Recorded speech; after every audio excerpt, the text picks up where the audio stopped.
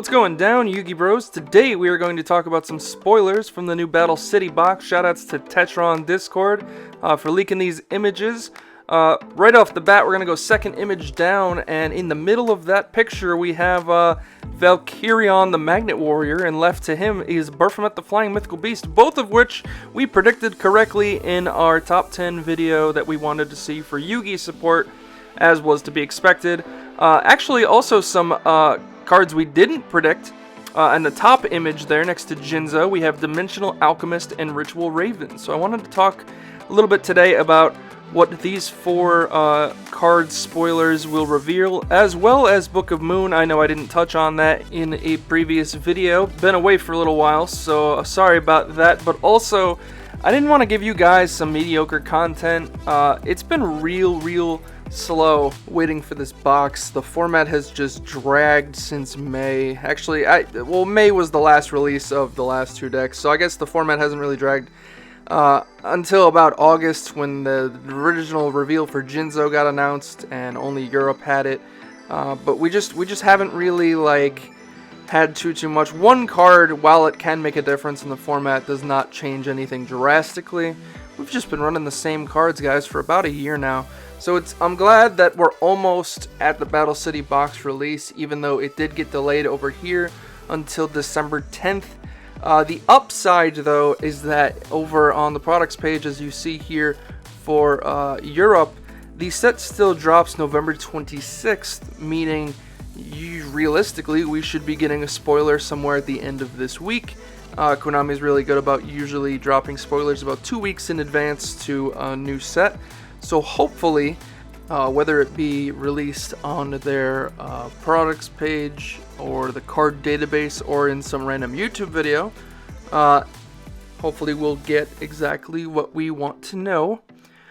So that even though the box doesn't release officially everywhere until December, we'll be able to play it online and see what kind of cool, awesome decks we can create. But with that said, let's talk about the cards that got revealed. So first and foremost, Chimaera the Flying Mythical Beast.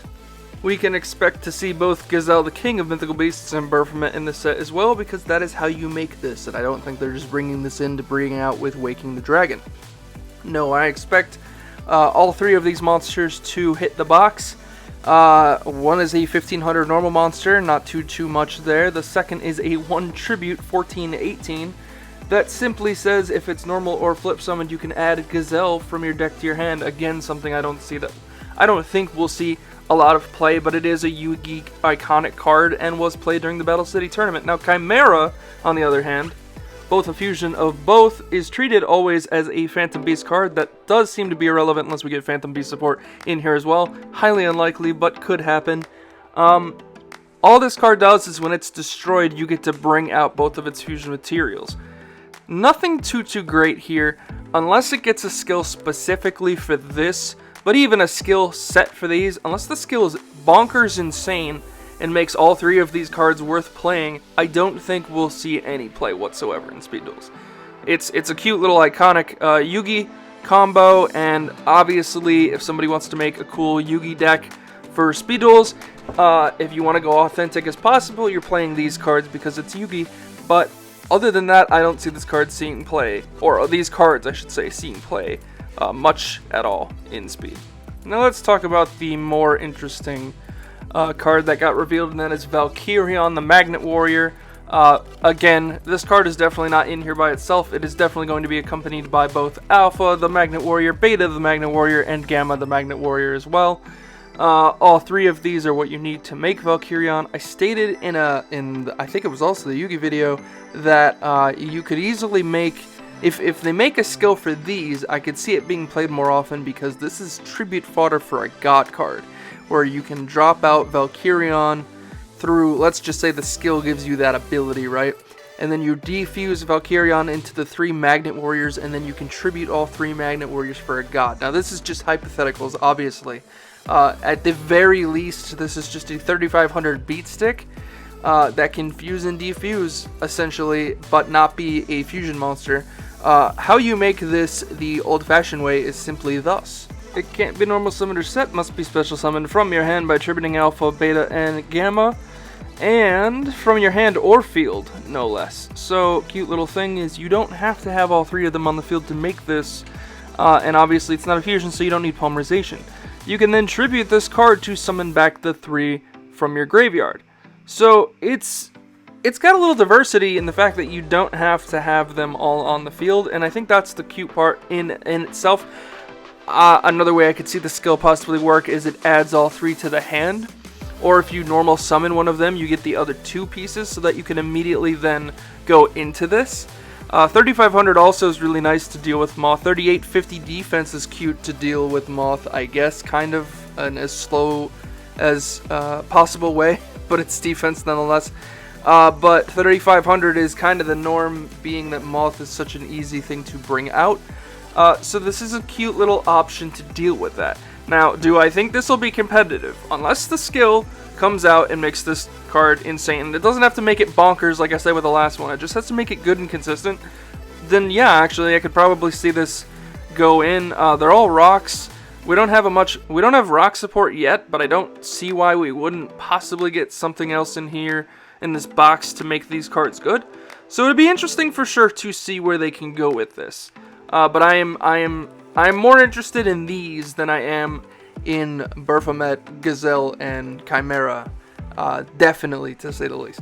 Now let's talk about one of the new reveals, Ritual Raven. This is a 1-star Dark Fiend effect, 300 attack, 300 defense.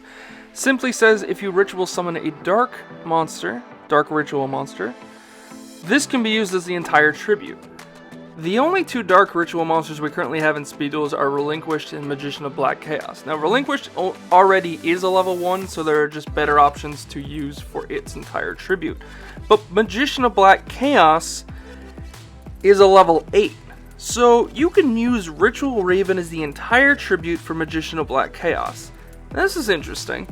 I can't think still of a viable Magician of Black Chaos ritual deck that doesn't also involve Blackluster Soldier or Gaia in the deck, and it's just kind of awkward. I guess you could focus it a little bit around it a little bit easier now because Ritual Raven can be used as the entire tribute.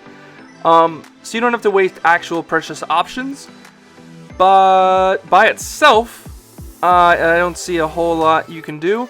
However, obviously, I don't expect this to be by itself. With Ritual Raven, my god. With Ritual Raven, we can expect to see maybe more dark ritual monsters. Now, I'm not expecting too many to be in here. I definitely don't expect retrains like Blue Eyes, Chaos Dragon, or Chaos Max, or Magician Chaos, whatever the heck it is. But what I could see is old school stuff like maybe the Masked Beast or Zira the Mant. 2 options that I could definitely see go in here. Not that I think this doesn't deserve to be in here. I don't know if it really fits the theme of Battle City, but Paladin of Dark Dragon for Red Eye support. I mean, I could see that, potentially. And also, there's Archfiend's Awakening, which obviously, like, Summon Skull got his own brand of ritual, synchro, XYZ, yada yada based stuff. But Ritual's Awakening is a dark ritual monster. And it is a Summon Skull breed, so maybe, but that's kind of like throwing it out. That's a real shot in the dark there. And then there's Dark Master Zork, which, I mean, I don't expect to see this. It's obviously not the same Zork that was from the anime. And that was a different era in itself. It's not even Battle City, so do I see that? Potentially, probably not, unless we're not relating it to the same card, then maybe. But again, it's like Archfiend support almost. I don't know. It doesn't really fit the theme of Battle City. But then again, it's not like Ritual Raven was ever used in the show, and here we are with that. So, I mean, could we see other things? Maybe, potentially. But, you know, interesting thing to think about. The Masked Beast by itself, at least, was in the Battle City arc, so that's actually something that, like, out of all of these options so far, I could definitely see over others. The only other thing is that Konami has been really good about bringing over cards that either we didn't have to the TCG, or something as old as something like, I don't know, Dokuro Rider from Tournament Pack. Like, they've been good about reprinting stuff like that, so maybe something like this as well. I don't know, it's something interesting to think about going forward. The next revealed card is Dimensional Alchemist. This card has not had a reprint since this reprint that I have on the image right here from Gold Series 3, like the OG Gold Series. It still doesn't have problem-solving card text to this day. But basically, let's go off its effect. For what it does say, it's a level 4 light fairy effect, 13 attack, 200 defense. Once per turn, you can activate this effect by removing from play, aka banishing the top card of your deck, and then this card gains 500 attack until the end phase. If this card is destroyed and sent from the field to the graveyard, you can select one of your removed from play monsters, aka target one of your banished monsters, and return it to your hand. Now, it's interesting that we get this, kind of unprompted. The only banished support that we have so far in Speed Duels is something like DD Crow, King of the Skull Servants to a very lesser extent to try to survive by banishing Skull Servants from the grave. And then we have Lesser Fiend that banishes any monster it destroys by battle. Anything else is kind of just banishing its own things to either summon itself or protect itself, like Sphere Karibo banishes to use as a tribute, Slushy banishes to summon something else, Dark Necrofear banishes to summon something else.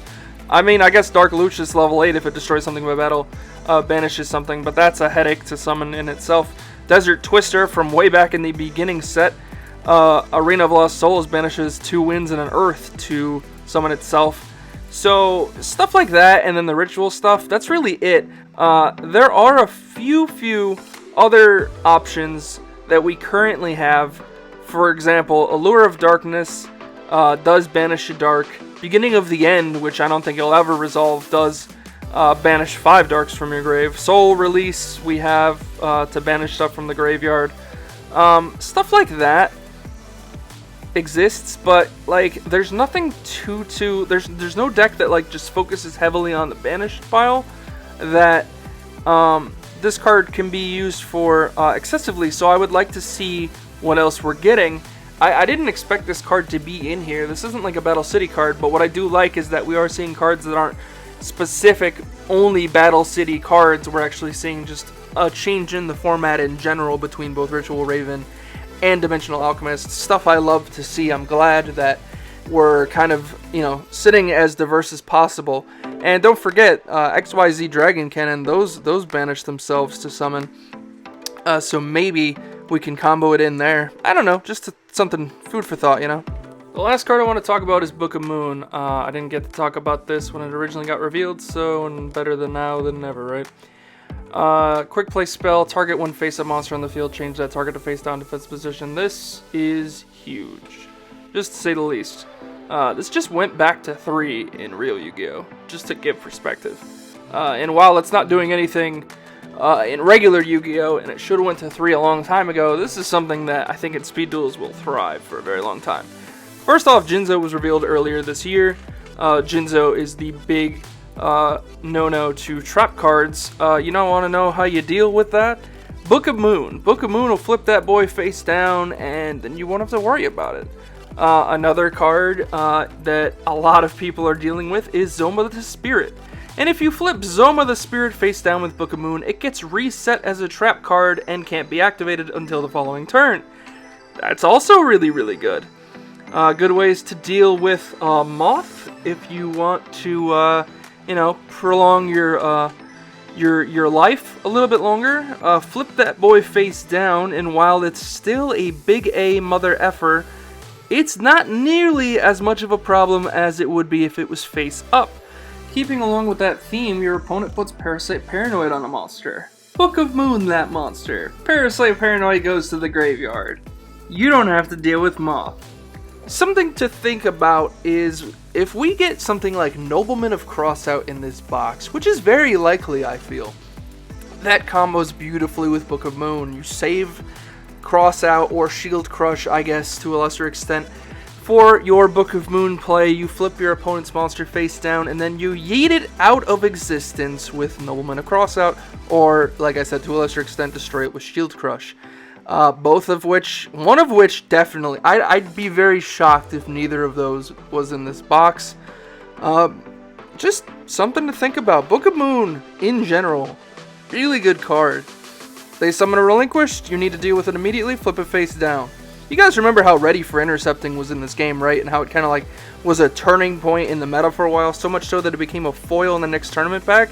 Alright, so think that, but in a spell form, so it's not getting stopped by Jinzo. and usable on everything. That is literally what Book of Moon is. It's insane to believe that we're already getting something that powerful in Speed Duels, but I can't wait. It's going to shift momentum of so many things. Anything that's equipped to something, Book of Moon flips it face down, the equips go to the graveyard. This card is going to be nuts, and I'm super excited to see it, and I simply cannot wait for this box. And I am going to be so pumped if we get a spoiler at the end of this week, because you best believe I'll be making decks and putting the versus videos back up, because boy has it been a long effing time, and I can't wait to come back to it. So guys, what'd you think of this video? Did I miss out on anything? Are there any new spoilers that I haven't seen yet? Because I'm very slow at seeing this stuff. Let me know in the comments down below. Otherwise, be sure to like, comment, and subscribe. As always, click that notification bell, as I always say, to get all of the notifications and videos that I upload as soon as possible. And guys, I'll see you in the next video. Yugi Bros out.